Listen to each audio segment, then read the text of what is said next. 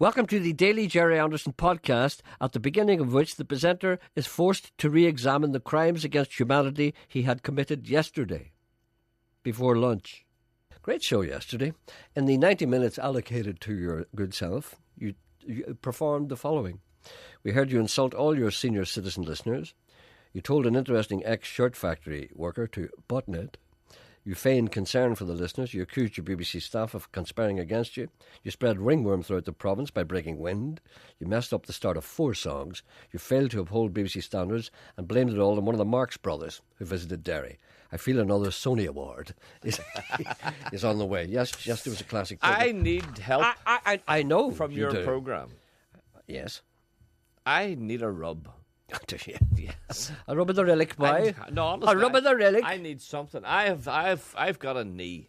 I see. I think, as a matter of fact, you have 2. I've got this knee inside. Which one's bothering you? My inside knee? Left hand. Your left knee. It's called the left knee. That's bothering you, is it? Is it giving way? The inside of my left knee. What do you mean the inside? You mean inside the actual cap itself? No, inside. No, the inside part and your knee. What do you mean inside? What do you call it? The back of your knee. No, the inside of my knee. You mean inside your leg?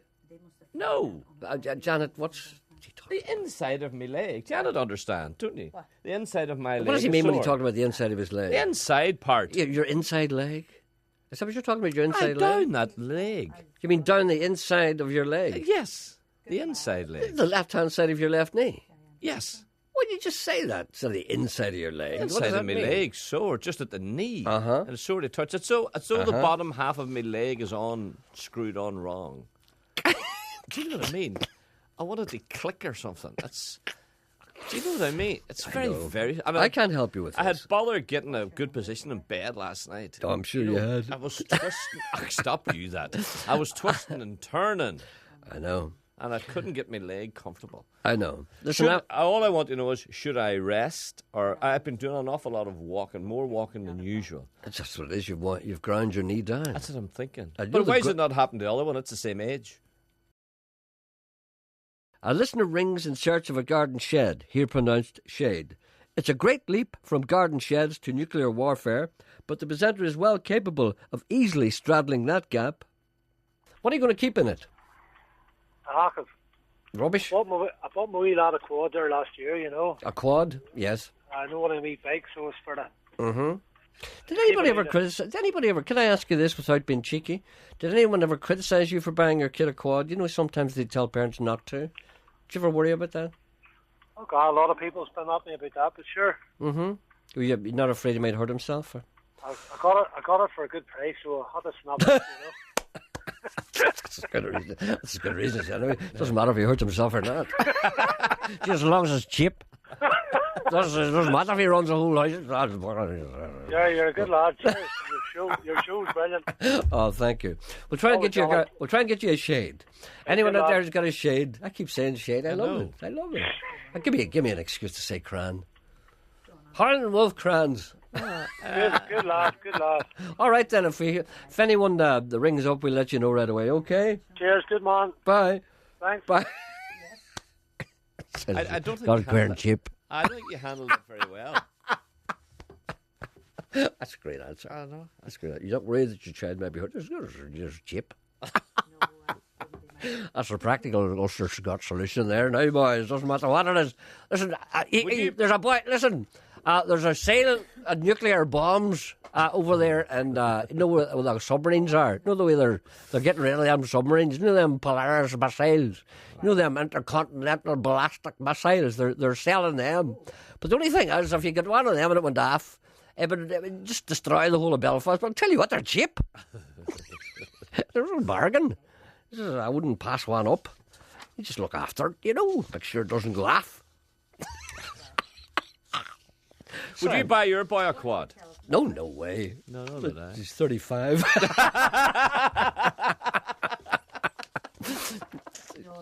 See us laughing. He's a laugh. It's a genuine laughter too, not the usual false laugh. Oh, it's great.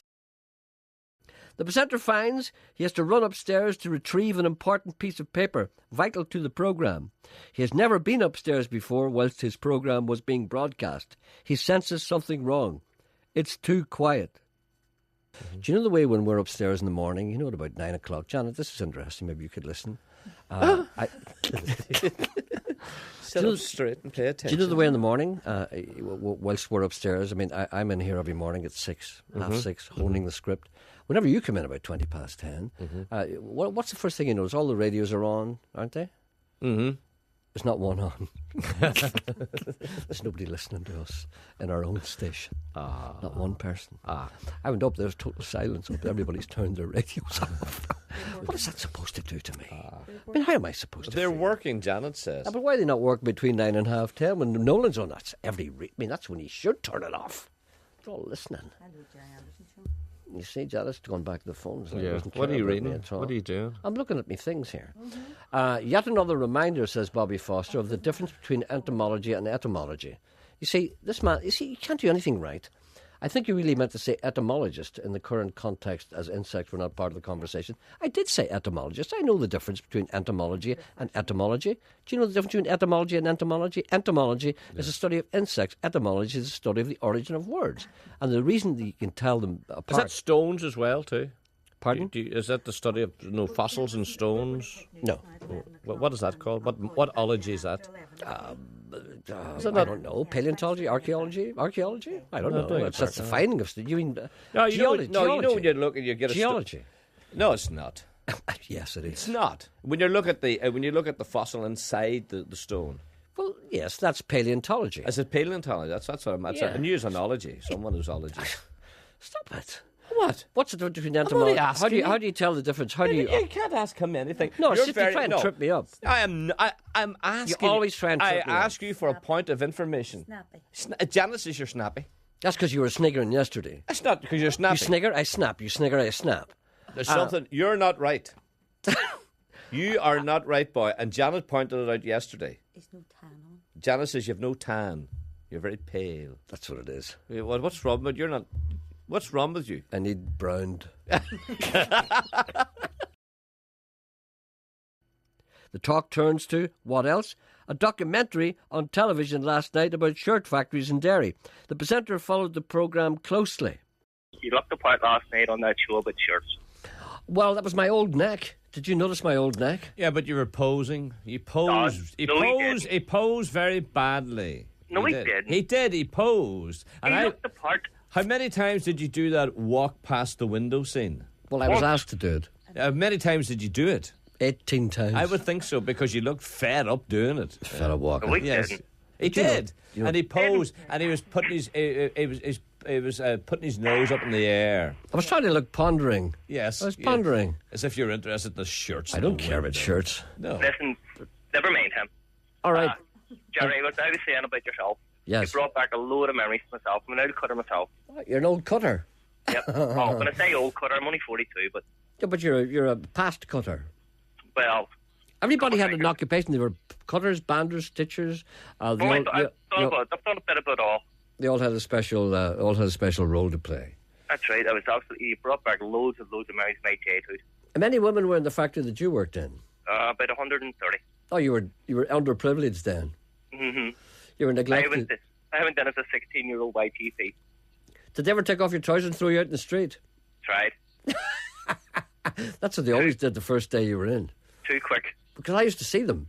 I used to live opposite the street from the factories, and every once in a while, you see. I don't believe that story. I don't think the girls of that era would have been doing that sort of. Yes, they did. Yes, they would have been did. afraid to have the clergy down on top of them. They did. They did not. Are you telling me now they took the trousers off men and threw them out on? Not at all. Yes, no. And the men would stand there holding their shirt round their essentials. I don't believe you for a Until second. many's a bare bum I saw. No, that's a lie. A man doesn't have to flash himself. I mean, if somebody takes off your trousers, Janet, take off his trousers and throw them out in the street. You'd soon find. Do you want me to back you up here? You'd soon find a way to conceal the crown jewels. Do you know what I mean? The presenter was particularly interested in those who worked in the shirt factories. He often went out of his way to mingle with them. They were women. Well, at that time when you're young, you know. What age were you? 35. No, I was like You were 12, a teenager. 12, 13, Yeah, 14. yeah. When you're starting to become aware that girls aren't just fellas with long hair. and there are reasons why they don't play football, you know, and you're beginning to kind of say, oh, she's nice, and you don't know why, but you can't talk to girls or anything like that. Because you don't know what to say to them. You know, they're all older than you anyway, and they just think you're a wee shrimp, which you are. Well, I don't know. I don't like this. I feel uncomfortable telling it. But it's true. Of course it's true. That's why I feel uncomfortable telling it. It was 10 minutes every morning when they got a break, and the girls got a break, and 10 minutes after every noon they got a break. So they got a break at, I think it was 10 to 11, or was it 11 o'clock? Your house was right beside one of the major factories. Stop telling my stories I'm for me. I'm trying to paint a picture. You always say to me, paint the picture. I know. I only say you paint the picture when you don't paint it. Give me a chance to paint my own picture. I'm painting it. Go on then. Can you not see the paint here? Paint the picture. I've already supplied the information. Was it the city factory? No, it wasn't the city factory. Stop painting the wrong paint. I lived opposite of a factory called Hogg and Mitchell's factory. There were 1,500 girls worked in there. Right. 1,500. And I would see them all coming out at 11 o'clock, and they'd jam into my uncle's shop. And they had 10 minutes to get a cigarette and a bun. Cigarette was the most important. You had the bun on the way in, but you smoked a fag. They're all in, they had to buy the bun, you see, and buy the cigarette. You see, they'd all have one fag. You know, you're buying one fag. So at 2 minutes to 11, I used to go over and stand in the shop and wait for them all to come in and crush against me. I'm not proud of this. Because they'd be just standing there and be going, oh, excuse me. Then I'd be back again at 4. And then when they all went back, I went home again. It was terrible. That's your wee shirt factory story. I know, but it's uncomfortable. Yes, I know, but it's true. But you're just exploring your own feelings. Yeah. You know, and you didn't know what you were. I mean, you weren't kind of grabbing them or anything. You know what I mean? No. You weren't doing that. You were just letting yourself be pushed about. Yes. Anyway, I'm ashamed of that. John's still there. Is he? I don't know why I feel ashamed of it, but I think I felt guilty at the time, you know? Don't be. Don't be? Thank you. No. All right, okay, I feel okay now. I feel better now that I've got that off my chest. And now, we hear it straight from the horse's mouth, if this lady will forgive me for describing her thus. And another thing, anybody at my age that worked in these factories talk loud. That's right. Because they had a shout to be heard over the machinery, because nobody's machine stopped because they were earning their own money, because if they stopped, their money stopped. And consequently, a lot of women, I'm not saying that you have one, but a lot of women developed a kind of a hoarse voice. Yes, that's right. You talk like that there. Because my daughter will say to me, "My stop shouting." I says, "Look, love, it's because," and that's how I come to talk loud. But anyhow, they used to sit and sing at the machines, and they all joined in. It was a brilliant place to work, and it was in the corner of Northumberland Street, and the people that was in it was marvellous. Yeah. Absolutely marvellous. That was great. And then they stopped for a smoke. You never seen smokers as quick in your life.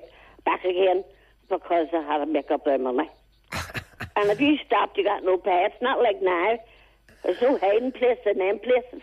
Do you know the interesting thing? Les Dawson used to do this years ago, a comedian called Les Dawson, and he used to impersonate this old lady working in the factory. In the north of England, they used heavier machinery because they were doing different stuff. And the machines were that loud that you actually couldn't. You couldn't shout above them. So what they did was they just mouthed the words and they learned to lip read. Well, you see, I can lip read. You see? And that's why you sometimes hear, even today, when you talk to old people, you sometimes just mouth the last couple of words. They don't say them. And you see, if I would go to a quiz, I would watch the other people and then pick up what they're talking about. You see, you learn that in the factory. That's right. Absolutely. But it was a brilliant place to work. And I bet you don't regret a day of it. Not one day. Do you know, I cried when they bombed it.